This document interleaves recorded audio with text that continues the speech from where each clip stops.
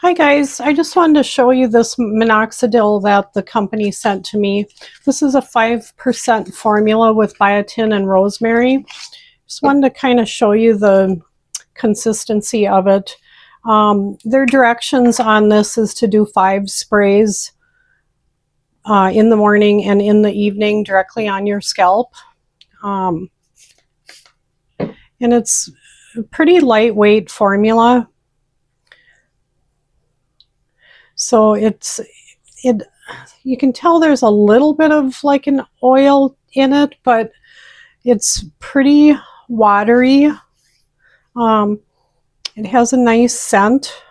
You can see it doesn't really leaves a little bit of a sheen, but I'm looking forward to trying this. And I'm at that age where I'm starting to lose some hair, so hopefully this will work for me. But I just kind of wanted to show you that, yeah, see, it's even kind of dry now.